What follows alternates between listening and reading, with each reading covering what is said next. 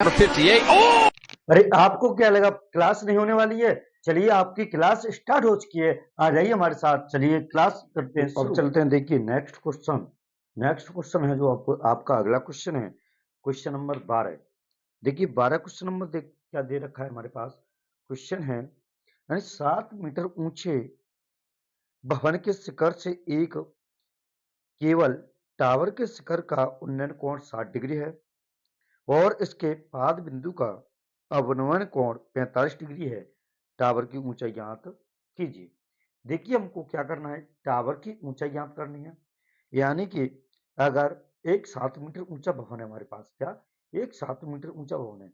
देखिए जैसा क्वेश्चन कहता चले वैसा काम करते चलो आप, बिल्कुल आपके क्वेश्चन बिल्कुल इजी है। तो 7 मीटर ऊंचे भवन के शिखर से एक केवल टावर के शिखर का उन्नयन कोण यानी कि 60 डिग्री है और इसके पाद बिंदु का अवनयन कोण 45 डिग्री है। देखिए तो हमारे पास एक 7 मीटर ऊंचा सबसे पहले भवन है। देखिए चलिए करते हैं इसको सॉल्व। वाह, तो देखिए हमारे पास 7 मीटर ऊंचा एक भवन है, यहां पर काट लेते हैं। देखिए एक 7 मीटर ऊंचा क्या है, भवन है, जो कि इस हिसाब से 7 मीटर, कितना मीटर, 7 मीटर ऊंचा भवन है। तो यहाँ पर एक टावर यानी कि एक केबल है, देखिए जो कि इस हिसाब से उसके शिखर का कोण यानी कि उन्नयन कोण क्या डिग्री का है। यानी कि देखिए इस हिसाब से जो भवन काट लेते हैं, देखिए यहाँ पर भी आधार रहेगा ये। तो जो इसका यहाँ पर ये कोण है, यह है कितने डिग्री का बनना है, 60 डिग्री का। देखिए अवनयन कोण 60 डिग्री का है, उन्नयन कोण, और जो कि एक कोण इसके पाद बिंदु का कोण है हमारे पास 45 डिग्री। देखिए अवनयन कोण 45 डिग्री का है, यानी कि इस हिसाब से तो ये एकांतर कोण के नाते ये 45 डिग्री का है। कितना डिग्री का, 45 डिग्री का है। तो हमें ज्ञात करनी है इसकी ऊंचाई। इसकी ऊंचाई ज्ञात करनी है हमको, तो इस टावर की ऊंचाई ज्ञात करनी है। इसकी जो टावर लगा हुआ है यानी कि उसकी हमें ऊंचाई ज्ञात करनी है। देखिए नाम दे लेते हैं ए, बी, सी और डी और ई, ठीक है ना। देखिए हमने नाम दे लिए, इस हिसाब से आकृति बन गई। तो देखिए चलते हैं, माना एवी एक टावर है और क्या सीडी 7 मीटर ऊंचा भवन है। देखिए और सीडी 7 मीटर ऊंचा भवन है। क्या है, यानी सीडी हमारे पास 7 मीटर ऊंचा भवन है। तो देखिए अब हमको ज्ञात करना है यानी टावर की ऊंचाई। तो देखिए अगर बात करें हम इसमें टावर की ऊंचाई की, तो देखिए पहले हम टेन थीटा से, यानी कि हम टेन थीटा से इसको जो ऊंचाई दे रखी है हम इसका आधार निकाल लेंगे। तो अपन बात करें, देखिए त्रिभुज बी सी डी में, तो देखिए समकोण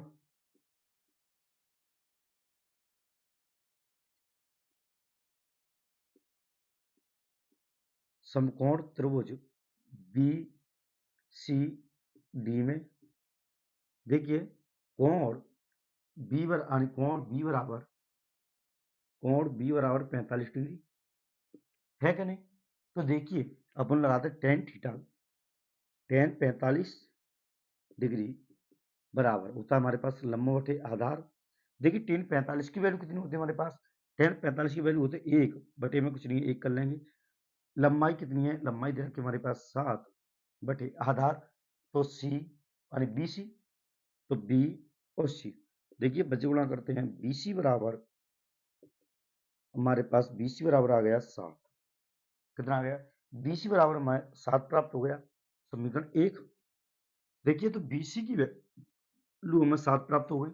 देखिए बी सी, देखिए सी बी सी बराबर डी होगा कि नहीं होगा? देखिए क्योंकि ये भी आधार तो ये भी आधार, तो देखिए हमें यहां तक की लंबाई पता चल गया कि 7 आ गई जी, 7 आ गई। देखिए तो अब बात करें हम त्रिभुज किसमें, देखिए 7 ये तो 7 ही हमारे पास ये होगी, ठीक है ना? 7 ये हो तो 7 इस हिसाब से ये होगी। देखिए अब हमें पता चल गया, अब निकालते हैं ए ई की वैल्यू, और ए ई की वैल्यू इसको जोड़ देंगे, अपने पास आंसर आ जाएगा। तो देखिए अब चलते हैं त्रिभुज, देखिए समकोण त्रिभुज यानी समकोण त्रिभुज कौन से में चलते हैं? समकोण त्रिभुज ए और सॉरी यानी हाँ, देखिए ए ई यानी ए ई और डी में, ए ई डी में देखिए कोण डी बराबर 60 डिग्री। तो देखिए रखते हैं इसमें, तो टेन थीटा टेन 60 बराबर होता है हमारे पास लंब बटे आधार, लंब बटे आधार। देखिए टेन 60 की वैल्यू कितनी होती है हमारे पास? टेन 60 की वैल्यू होती है √3। देखिए बटे में कुछ नहीं तो एक कर लेंगे अपॉन लंबाई कितनी है दे रखी है, लंबाई यानी ए ई बटे कितना आधार कितना हमारे पास 7। तो देखिए इसको इधर करते हैं सॉल्व, √3/1 बराबर ए ई बटे 7। देखिए बच्चे गुणा करते हैं, तो ए ई बराबर में प्राप्त होगा 7√3। तो देखिए ए ई की वैल्यू हमारे पास आ गई 7√3। देखिए अब हमको क्या निकालना है? टावर की ऊंचाई। तो टावर की ऊंचाई, टावर की ऊंचाई बराबर क्या होगा? तो देखिए बीई यानी ए ई प्लस बी, तो ए ई प्लस बी। तो देखिए निकालते हैं, ए ई हमारे पास कितना है? बी और सी, हाँ सॉरी बी सी। देखिए अपन लिख सकते हैं यहाँ पर कि बी सी, देखिए तो ए ई हमारे पास कितनी है? ए और ई ये निकल के आई है 7√3 प्लस, और बी ई यानी बी और ई हमारे पास बी ई बराबर 7, बी ई 7। देखिए कैसे अपन लिख सकते हैं यहाँ पर, देखिए सी डी बराबर क्या है? बी, इस हिसाब से हमने ले ली 7। तो देखिए यानी कि अपन इनको जोड़ेंगे तो टावर की ऊंचाई,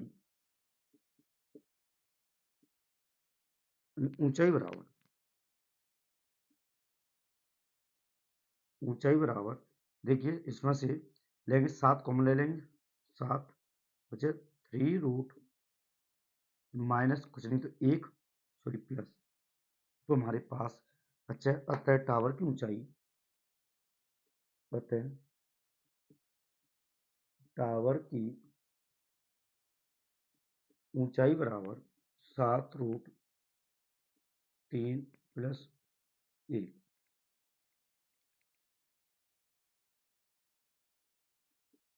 आंसर इस हिसाब से इस क्वेश्चन का बड़े सिंपल तरीके से आपका आंसर आ चुका है। तो देखिए इस क्वेश्चन का बड़े ही सिंपल तरीके से आपका आंसर आ चुका है। देखिए चलिए क्वेश्चन नेक्स्ट अगले पर चलते हैं। क्वेश्चन नंबर अगला है आपका 13, क्वेश्चन नंबर 13। तो देखिए आपका क्वेश्चन दिया गया है क्या? समुद्र तल से 75 मीटर ऊंची लाइट हाउस के शिखर से देखने पर दो समुद्री जहाजों के अवनयन कोण 30 डिग्री और 45 डिग्री हैं। लाइट हाउस के एक ही ओर एक जहाज दूसरे जहाज के ठीक पीछे हो तो दो जहाजों के बीच की दूरी ज्ञात कीजिए। देखिए, अगर बात करें हम तो चलिए करते हैं इसको सॉल्व। Question number 13। देखिए, एक समुद्र तल में क्या एक लाइट हाउस लगा हुआ है जो 75 मीटर ऊंचा है। देखिए, चलिए सबसे पहले लाइट हाउस बना लेते हैं जो कि 75 मीटर ऊंचा है। क्या लाइट हाउस, लाइट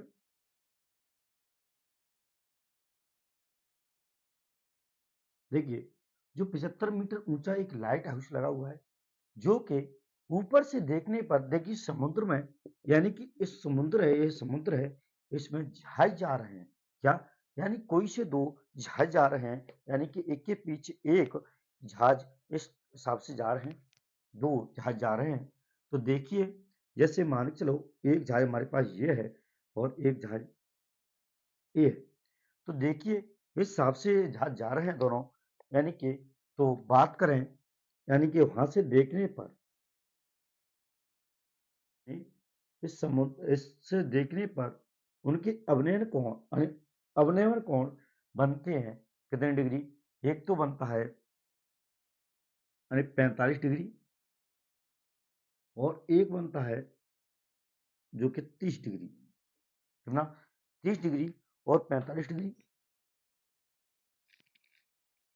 जी हाँ, तो देखिए जो यह कोण बना है हमारे पास 30 डिग्री होगा और यह कोण बना है 45 डिग्री होगा। तो इस हिसाब से एक के पीछे एक जहाज जा रहा है। अब इनके बीच की दूरी ज्ञात करनी है, यानी दोनों जहाजों के बीच की दूरी कितनी है। यानी कि तो देखिए नाम दे लेते हैं अपन, तो नाम देते हैं ए और बी, सी और डी। देखिए हमने नाम दे लिए ए, बी, सी और डी। नाम चाहे कोई सी भी दे सकते हैं अपन, यानी कि जो आपको अच्छा लगे वह नाम दे सकते हैं। जी हाँ, तो देखिए अब करते हैं इनको सॉल्व बड़े आसान तरीके से। तो देखिए सबसे पहले मैं यहाँ पर लिख लेता हूँ माना। क्या, माना क्या, ए बी 75 मीटर ऊंचा, ए बी 75 मीटर ऊंचा लाइट हाउस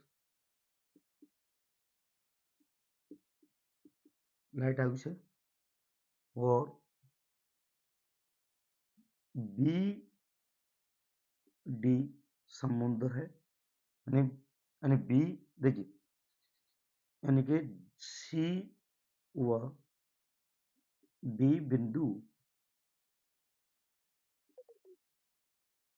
बी बी और यानी डी और सी बिंदु पर जहाज है। तो इस हिसाब से अपन निकालते हैं। तो देखिए चलते हैं समकोण समकोण त्रिभुज। देखिए समकोण त्रिभुज किसमें चलते हैं, यानी कि ए बी और सी में। सबसे पहले इसी निकाल लो, ए बी और सी। देखिए आज दोनों जहाजों के बीच की दूरी निकालनी है हमको। देखिए हम यहाँ से यानी कि बी डी निकाल कर बी डी में हम यानी कि बी और सी घटा देंगे तो हमारे पास यही बचेगी। तो इस हिसाब से देखिए यहाँ से लेकर बी और डी तक की दूरी निकालकर हम इसमें से जो सी और बी की वैल्यू इसमें से घटा देंगे तो हमें यही प्राप्त हो जाएगी, यही बचेगी ना हमारे पास। तो इससे निकालते हैं। तो देखिए सबसे पहले अपन चलते हैं त्रिभुज ए बी सी में, किसमें, त्रिभुज ए बी सी में। तो सबसे पहले अपन त्रिभुज चलते हैं ए बी सी में। तो देखिए ए बी सी हमारे पास त्रिभुज दे रखे हैं। तो देखिए जिसमें थीटा यानी कोण सी बराबर 45 डिग्री, कोण सी बराबर 45 डिग्री हुआ। तो देखिए तो अपन tan 45 लिखते हैं। tan 45 बराबर लिखेंगे अपन लंब बटे आधार होता है, जैसा आपको पता है। तो देखिए tan 45 की वैल्यू हमारे पास एक होती है, बटे में अपन एक कर लेंगे, कुछ नहीं है, तो बराबर लंब कितने का हमारे पास, लंब है 75, तो 75 बटे आधार है बी और सी, तो BC, तो बज्जवड़ा करेंगे यहाँ पर, तो BC बराबर में क्या प्राप्त होगा, BC बराबर में प्राप्त होगा 75। तो देखिए हमें BC बराबर 75 प्राप्त हो गया है, जो कि यहां से यहां तक की दूरी हमें प्राप्त हो गई है 75 मीटर। देखिए BC 75 प्राप्त होगा। अब चलते हैं त्रिभुज, देखिए चलो यहीं पर करते हैं। अब त्रिभुज यानी समकोण, समकोण ए बी और डी में, ABD में देखिए कोण डी बराबर दे रखा है 30 डिग्री, कोण डी बराबर कितना दे रखा है 30 डिग्री। तो देखिए इसमें वैल्यू पुट करते हैं अपन, तो इसमें लगेगा tan 30 बराबर लंब बटे होता है हमारे पास आधार। tan 30 की वैल्यू कितनी होती है, tan 30 की वैल्यू होती है 1/√3 बराबर लंब दे रखा है 75 बटे, यानी ये आधार हमारे पास आधार दे रखा है, देखिए कितना होगा। देखिए अगर यहां से यहां तक लेना है हमको, तो 75 प्लस यानी सी और डी, सी डी यानी सी और डी बराबर 75 होगा नहीं। देखिए सी डी और प्लस 75, तो हमारे पास ऐसे लिख लीजिए। तो देखिए सी यानी 75 प्लस सी डी, देखिए बच्चे गुणा करेंगे अपन, तो यहाँ पर कर लेते हैं। देखिए हमें क्या प्राप्त हुआ, 1/√3 बराबर 75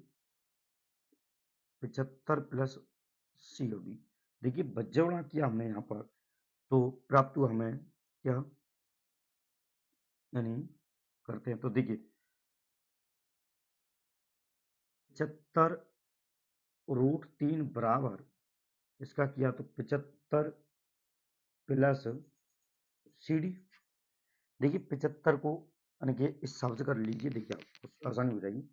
यानी कि सबसे पहले इधर करते हैं 75 प्लस सी डी बराबर इसका किया तो √3 या 75√3। देखिए आप 75 को इधर से उधर ले आते दूसरे पक्ष में, तो इधर प्लस की उधर हो जाएगी माइनस की। तो देखिए सी और डी बराबर 75√3 माइनस 75। तो देखिए अपन इसमें से सी डी की वैल्यू निकालनी है हमको, तो सी डी इसमें से कॉमन ले लेंगे, सी डी बराबर कॉमन लेने पर 75 प्राप्त हो जाए। 75 अंदर क्या बचा, √3, देखिए √3 माइनस 1। तो अपने पास सी डी की वैल्यू जो कि सी और डी यानी कि सी डी की वैल्यू हमें प्राप्त हो गई, यानी कि सी और डी यानी दोनों जहाज के बीच की दूरी हमें प्राप्त हो गई, यानी कि जी 75 रूट यानी 75 कोष्टक में √3 माइनस 1, तो हमें यह आंसर प्राप्त हो गया। तो लिख सकते अपन अपने दोनों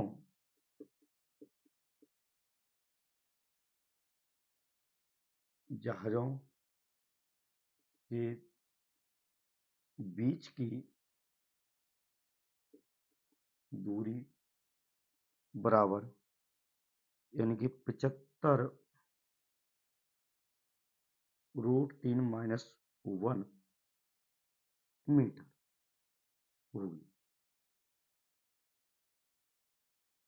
ठीक है ना। तो आप इस क्वेश्चन को भी आसान तरीके से समझ गए होंगे। तो इसी तरह की वीडियो पाने के लिए हमारे साथ बने रहिए और इसी तरह से हमारा सपोर्ट करते रहिए और लगातार बने रहिए। आपको क्वेश्चन इसी हिसाब से हम देते रहेंगे। धन्यवाद।